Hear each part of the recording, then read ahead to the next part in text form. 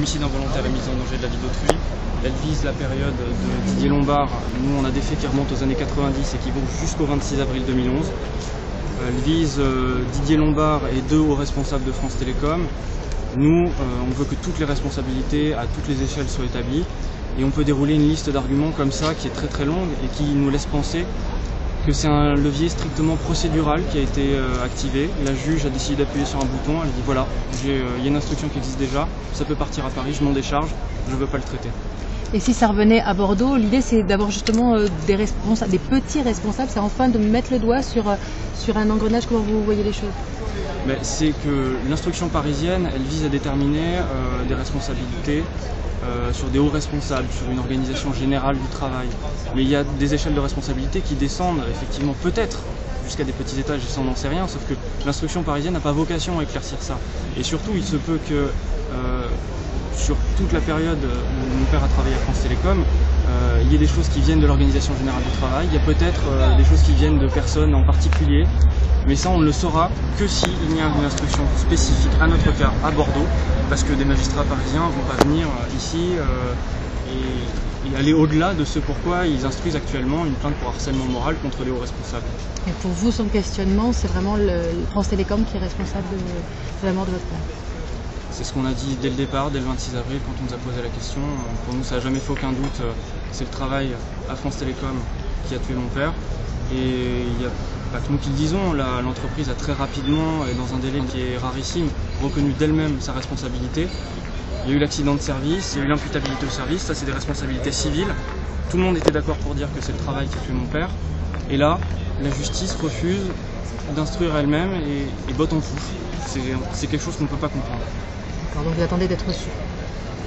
On attend des explications d'une part, mais on attend surtout que l'instruction revienne à Bordeaux et qu'elle soit faite correctement, parce qu'on a peur d'une instruction qui est déjà en cours depuis 2 ans et qui a mis 2 ans à faire des perquisitions pour saisir du matériel informatique. On a peur qu'elle ne puisse pas répondre à nos questions parce qu'elle a l'air de traîner un peu.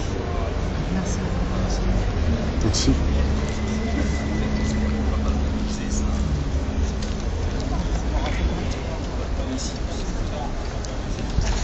Bon courage.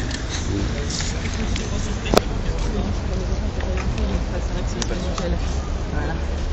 Ok, pour continuer.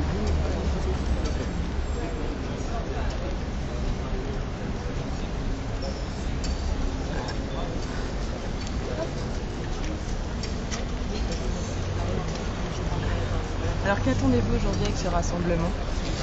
On attend d'une part d'avoir des explications de la juge bordelaise et puis on attend surtout que notre demande soit entendue et que l'instruction de notre cas revienne à Bordeaux et qu'elle ne soit pas envoyée comme ça au milieu d'une instruction parisienne qui est immense et qui traîne déjà depuis 2 ans.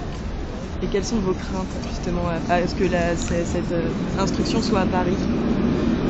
Il y a une liste d'arguments très très longue pour dire que notre cas et la procédure qu'on a enclenchée et la procédure parisienne n'ont rien à voir et ne visent pas les mêmes buts. C'est qu'elle a été ouverte contre X et nous on porte plainte contre France Télécom et toute autre personne dont la responsabilité vient à être établie. La qualification qui a été retenue, c'est harcèlement moral, mais on porte plainte pour mise en danger de la vie d'autrui et homicide involontaire.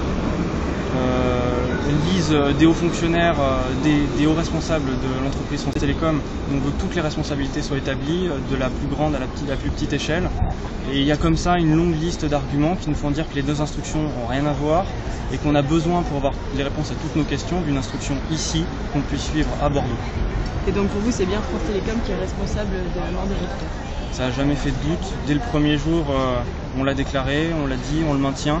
Et visiblement, on n'est pas les seuls à le penser puisque France Télécom a rapidement, très rapidement, exceptionnellement rapidement reconnu sa responsabilité civile, a reconnu un accident de service imputable au service.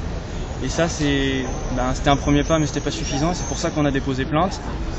Et là, derrière, la justice, pour les responsabilités pénales, visiblement ne veut pas nous suivre, refuse de traiter le dossier, botte en touche et l'envoie à Paris. Et ça, c'est un truc qu'on peut pas comprendre. Et vous l'expliquez pas justement? Est-ce que la juge vous a vraiment véritablement donné une réponse à vos questions? Le problème supplémentaire qu'on a, c'est qu'en plus, on n'a pas eu d'explication. On a eu 2 courriers, un pour nous dire que la juge se dessaisissait, et le deuxième pour nous dire que notre appel était irrecevable. Au-delà de ça, rien, pas de contact humain, pas d'explication, pas de consultation, juste de courrier. Et c'est pour ça qu'on est là aujourd'hui, pour l'interpeller. On lui a écrit un courrier en lui disant qu'on était prêt à entendre ses explications si elle voulait nous les donner. Visiblement, elle n'a pas d'explication à nous donner. Est-ce que la justice a peur de mettre France Télécom en porte-à-faux? Ça, je sais pas, il faut poser la question à la juge. D'accord. Donc c'est elle à répondre à cette question. C'est pour ça qu'on attend des explications, parce qu'on ne comprend pas pourquoi elle a pris une telle décision. Est-ce que France Télécom est puissant pour éviter qu'on les traîne en justice?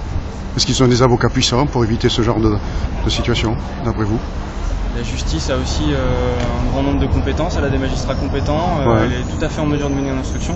Et c'est pour ça qu'on ne comprend pas pourquoi est-ce qu'elle botte en touche. Donc votre vœu, c'est que ce dossier revienne ici à Bordeaux? Notre vœu, c'est que le dossier revienne à Bordeaux, parce qu'il n'y a que comme ça qu'on pourra avoir des réponses à nos questions, et qu'ensuite, notre dossier pourra nourrir le dossier parisien. On s'y est jamais opposé, mais on a besoin, nous, d'un dossier ici à Bordeaux. Donc vous attendez fermement que ce dossier revienne? D'accord, c'est gentil, merci. Parfait, merci beaucoup.